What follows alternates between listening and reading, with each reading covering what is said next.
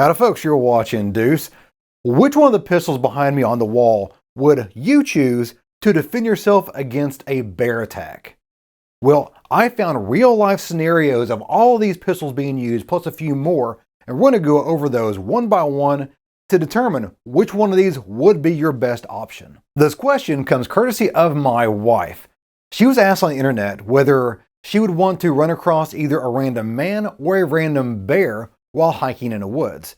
Well, she carries a pistol while she's hiking in the woods, and she knows that pistol is very capable of taking down a man, but she had no idea if it would take down a bear. She asked me, I went down that rabbit hole, and here are the answers. Starting off the list is the 22, a 22 pistol. I know, I was surprised as well. There have been 7 instances where someone has used a 22 pistol to defend themselves from a bear attack. 6 of which were successful, 1 of which was not. You should be familiar with a 22 cartridge, but for those of you who are new to the channel or not used to guns in general, say our European friends, there is a 22 right there, and there's a 9mm right next to it. You can see quite a big difference in size. The 6 bears that were successfully defeated by a 22 were all black bears, so not brown bears or polar bears or grizzly bears or anything of that nature. They were black bears, which are probably the least scary bear, at least in North America. And the one situation where a 22 failed to achieve the objective was up against a polar bear. A very dangerous, very scary bear. I do not want to be up against one of those. I brought out the Ruger Mark series here because it was actually mentioned in one of the situations.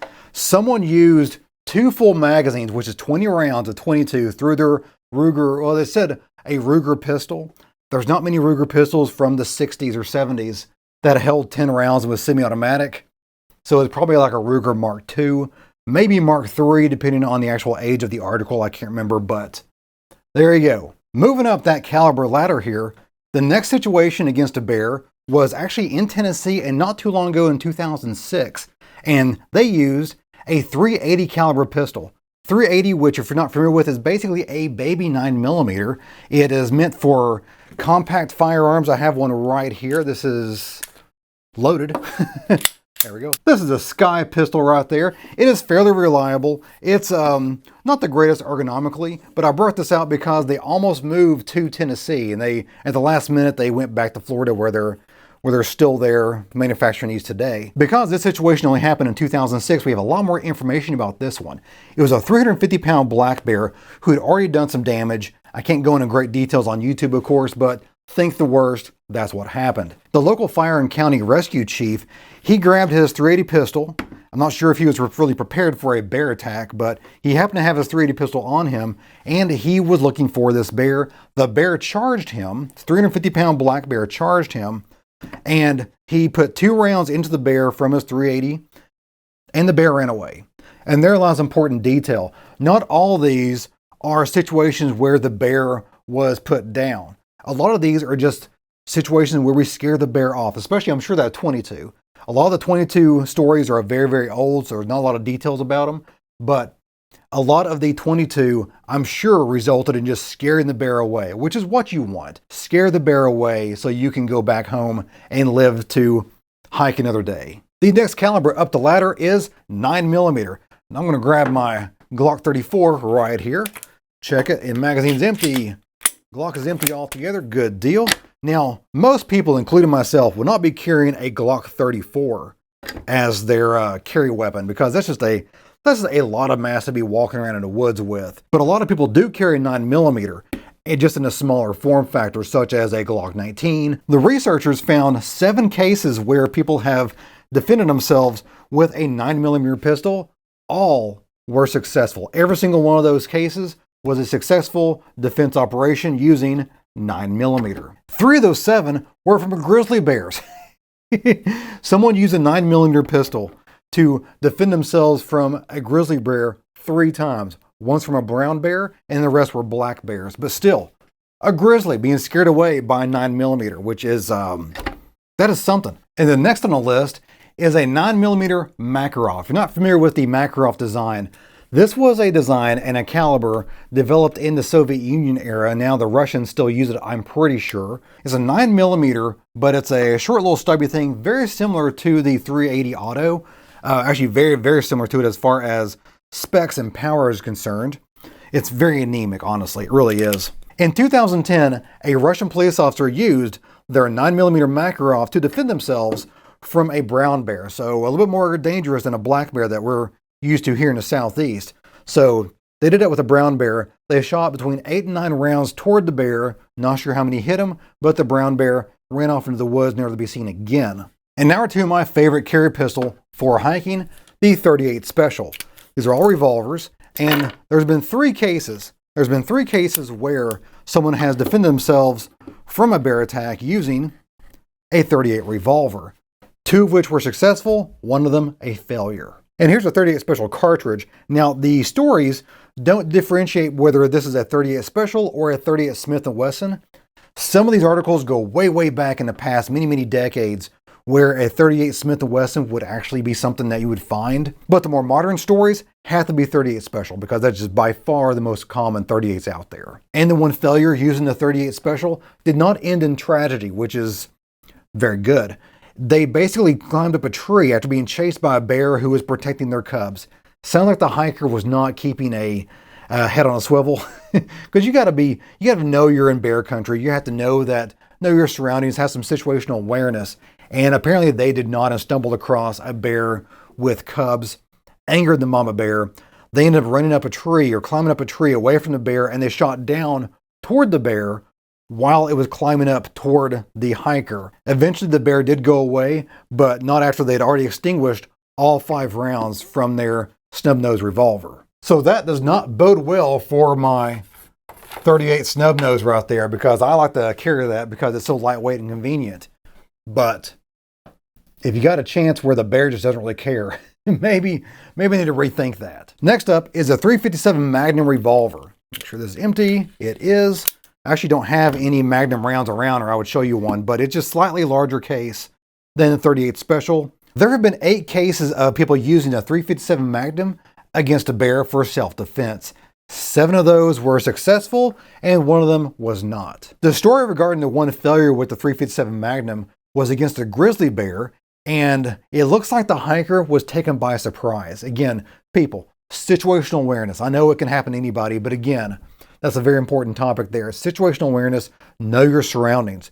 But a grizzly bear apparently snuck up on this guy and attacked him without his knowledge. Maybe he had some headphones in, I don't know. The hiker did get a couple of shots off with their .357 Magnum, but not many. Not sure if the bear ever got hit by them, because it might have been just wildly shooting towards the direction of the claws coming at you.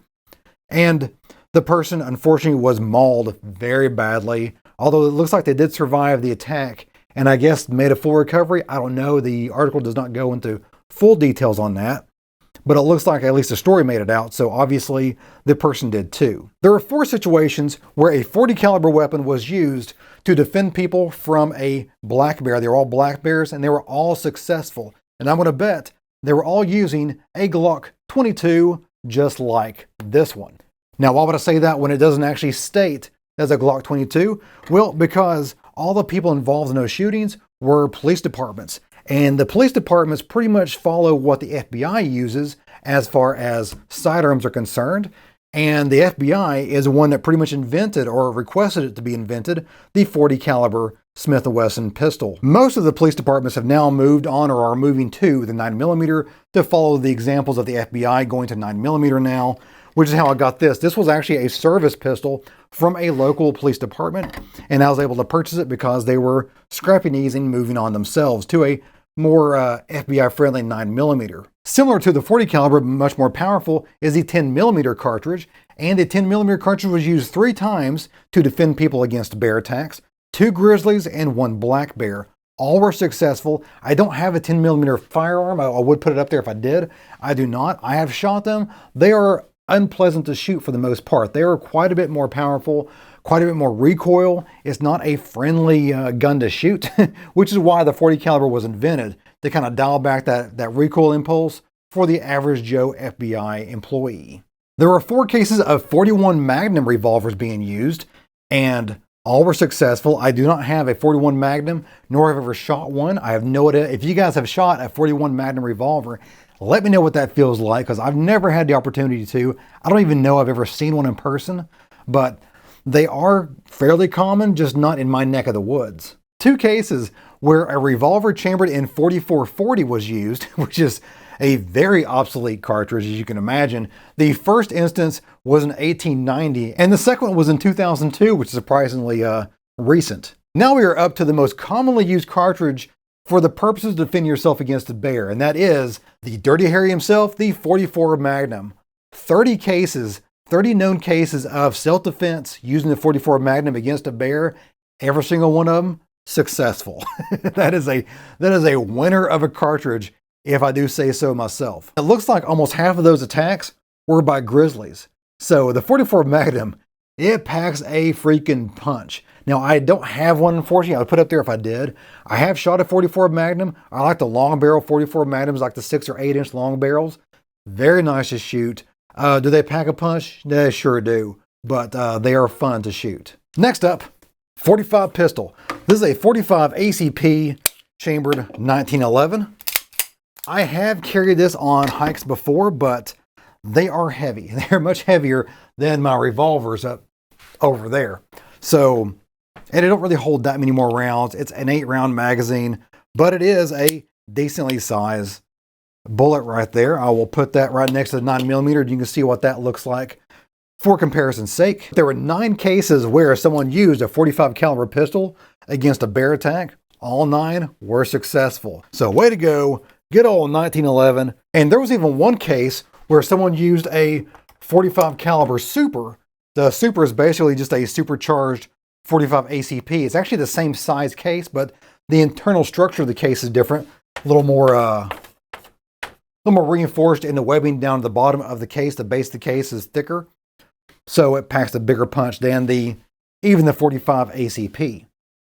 Also, that was successful as well. The last 3 calibers I'm going to group all together because they're all big bore revolver type stuff. The 454, the 460, and the 500 Smith & Wesson. They're all big boys. They were all successful. Most of them just 1 or 2. Sometimes I think the 454 had 3 instances, of course, all successful. That's like carrying around that Hellboy revolver.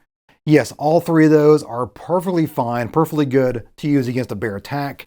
Would it be fun to hike with? No, that's pounds and pounds of weight that you're going to have on your side, because you're not going to put that in your backpack, because then you can't get to it when you need it. You're going to have it on your hip, and that's going to have your stride way off with that huge hunk of steel hanging down from you. So I might as well just take a Mossberg 500 with me and fill it full of slugs, because that would be pretty equal to a 500 Smith & Wesson revolver. Put down in the comments below what you learned from this list. I know I learned a few things. Number 1, if you carry a 22 pistol for your self-defense needs while hiking, bring extra magazines. You might be running through 2, 3, 4 magazines to scare away that bear. And number 2, I need to buy myself a 44 Magnum revolver. I've never owned one. They are fun to shoot, so I'm going to have to get one eventually. So if you have any recommendations for that, leave that down in the comments below and I will take those in consideration. As always, if you have any other comments, questions, or show ideas,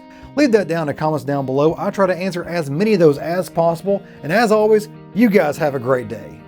See ya.